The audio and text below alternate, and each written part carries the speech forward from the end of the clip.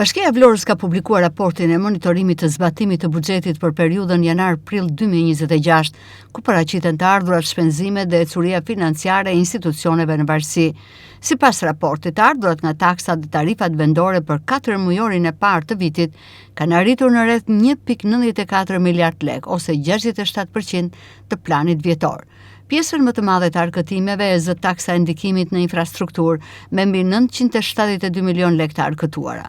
Drejtoria e taksave dhe tarifave vendore raporton se për vitin 2026 janë faturuar 8.683 subjekte dhe individ, një rritje krahasuar me vitet 2024 dhe 2025. Vetëm në periudhën janar-prill janë hapur 233 subjekte të reja, ndërsa në QKB janë regjistruar edhe aplikime për pezullime, riaktivizime dhe çregjistrime.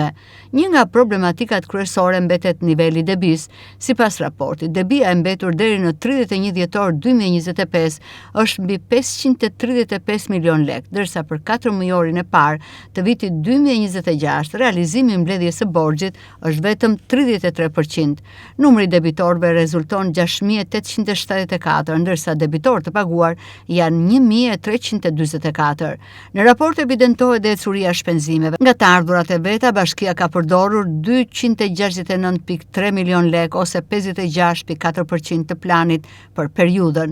Nga granti pa kushtëzuar janë përdorur 321.5 milion lek, ose 41.8%, ndërsa nga buxheti i shtetit realizimi rezulton më i ulët në nivelin 22.3%. Një peshë e rëndësishme në të ardhurat e bashkisë ka pasur dhe drejtoria e urbanistikës, ku për periudhën janar-prill janë arkëtuar mbi 960 milion lek nga taksa e ndikimit në infrastrukturë dhe të ardhurat të tjera për lejet e ndërtimit. Raporti përfshin gjithashtu të dhëna për tregjet publike, tokën bujqësore, subjekte të reja si dhe shërbimet e pastrimit. Ndërmarrja e pastrimit raporton 65 kërkesa të protokolluara dhe mbi 25 ankesa të trajtuara përmes numrit zyrtar të telefonit.